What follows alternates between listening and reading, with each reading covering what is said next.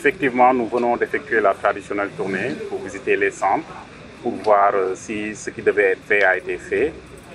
et éventuellement aussi recenser les grands problèmes rencontrés. Globalement, on peut dire qu'il n'y a pas de problème, que tout se présente très bien, les conditions d'examen sont acceptables, voire très satisfaisantes. Donc nous remercions au passage toutes les personnes impliquées dans le processus d'organisation. Nous sommes très rassurés par ce que nous avons vu. Les correcteurs sont sur place, les surveillants, il y en a 2 par salle. Le matériel a été conditionné dans les délais et également les forces de défense et de sécurité, notamment la police et la gendarmerie, sont déjà sur place pour assurer la sécurité et le bon déroulement. Les candidats aussi ont collaboré parce qu'ils sont venus à l'heure et ils ont accepté les conditions. C'est-à-dire que, par exemple, pour le cas du téléphone portable, aucun candidat n'a été vu avec un téléphone portable. Donc, pour cela, nous saluons tout le monde et nous souhaitons bonne chance aux différents candidats. Oui, cette année, au BFM, nous avons 32 171 candidats, dont 20 019 filles, soit donc 60,06% de filles. Comparé à l'année dernière, nous avons noté une baisse de 1628. Ces candidats sont répartis dans 164 centres et 197 jurys. Parmi ces candidats également, nous avons des candidats de l'option franco-arabe. Nous venons même de visiter ça. Ils sont au nombre de 348, soit environ 1,08% des effectifs. Nous avons également des candidats libres au nombre de 1206. Alors, si nous devons nous comparer au niveau national, nous pouvons dire que l'Académie de Thiès, en tout cas, accueille le plus grand nombre de candidats, à environ 16,77% des candidats au niveau national. Nous avons également des candidats à besoins spéciaux, notamment au nombre de 23, dont 15 malvoyants, 7 qui ont un handicap moteur et un malentendant. Donc pour ce qui est des statistiques, voilà comment se présente la situation. Oui, vous savez, la lecture de façon globale, aujourd'hui traverse une situation difficile. Il faut le dire parce que les nouvelles technologies de l'information et de la communication sont passées par là. Donc le temps que nous prenions pour vraiment lire, aujourd'hui les enfants consacrent beaucoup plus de temps à ces nouvelles technologies,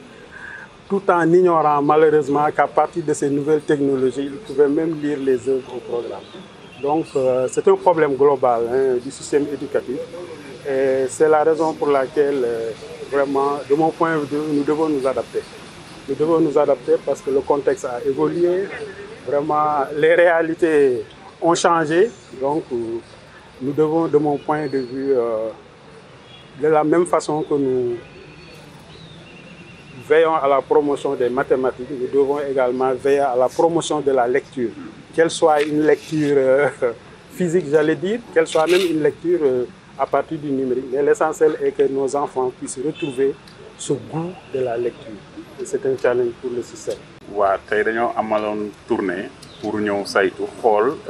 examen bi ñuy woowee BFEM ndax lépp lu ñu waxtaanee woon ci waajal bi def nañ ko maanaam état du Sénégal ndax mettre na en œuvre li ko war pour candidats yi mën a subir examen yi ci yoon. daanaka li ñu gis nag dal na suñu xel li ñu gis ñu ngi koy rafetlu bu baax di gërëm nit yi nga xam ne ñoom ñëpp impliqué wu nañ ci bokk nañ ci processus d'organisation wu examen bi daanaka def nañ tuuru ay centre te li ñu jot a gis mooy centre bu nekk ñi fa war a teew nañ fa muy correcteurs yi muy surveillants yi wante aussi personnel administratif bi ñëpp a ngi fa donc enseignants yi ñu ngi leen di gërëm bu baax ci effort yi ñu def yëpp pour ñu mën a permettre ñu mën a am année scolaire bu normal donc di jaajëfal ñëpp ñuy jàpp ci liggéey bi te di souhaiter une très bonne chance à l'ensemble des candidats. waaw xale yi respecté nañ ko parce que raté nañ nee nañ amul benn candidat boo xam ne jàpp nañ ko wala gis nañ ko mu yor téléphone portable am wala tablette daanaka ñoom ñëpp nangu nañ ñëw nañ à l'heure def examen bi donc ba léegi daal amaguñu benn difficulté amaguñu benn problème boo xam ne ñu ngi koy rencontrer particulièrement. waaw ren académie Thiès dafa am centre yi téeméer ak juróom-benn fukk ak ñeent la jury yi nekk téeméer ak juróom-ñeent fukk ak juróom-ñaar limu candidat yi nag toll na ci fanweeri junni ak ñaar yu teg téeméer ak juróom-ñaar fukk ak benn soo ko xoolee jigéen ñi comme d'habitude ñoom ñoo gën a bari ndax téeméer boo jël juróom-benn fukk yëpp ay jigéen lañ si biir candidat yooyu aussi am na ñu naan franco arabe maanaam ñi jàng arabe ak français ñoom ñi ngi tellu ci ñetti téeméer ak ñeent fukk ak juróom-ñett. am nañu tamit ay xale yoo xamante ni dañu am laago ñi ngi ci toll ci ñaar fukk ak ñett ci ñaar fukk ak ñett yooyu am na ci fukk ak juróom yoo xamante ni soit ay silmaxa la wala seen gis-gis daal leeru am na ci juróom-ñaar yoo xamante ni laago handicap physique la ñu am na ci kenn koo xamante ni dégg-dégg bi mu am jafe-jafe ci lim boobu tamit am na ñu naan ay candidat libre d'ailleurs boo xoolee absence yi sax li ci ëpp ñoom lay doon lim bi mi ngi toll ci 1,000 ak ñaari téeméer yu teg juróom-benn globalement donc statistiques yi noonu la présenté wu fii si académie Thiès. waaw wàllum lecture nag tey su ma yeboon ne jafe-jafe la parce que bu jëkkoon ñun dañu doon am ñun ak ñeneen ñu mag ñi daal mag yi dañ doon am plaisir di lire lecture dafa nekkoon activité bu am importance.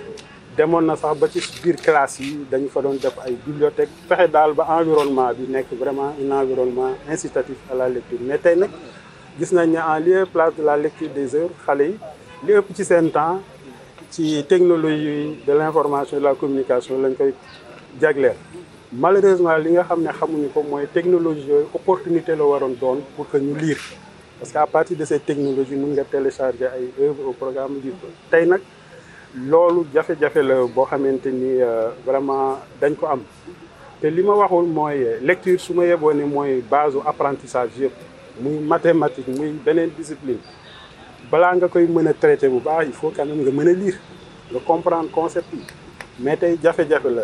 tax am naa yaakaar ne nag ñun ñëpp la interpeller système éducatif bi yëpp c'est vrai am na ay projets yi ñuy dérouler mais yaakaar naa ne ci réforme curricula yi nga xam ne moom lañu sumb nii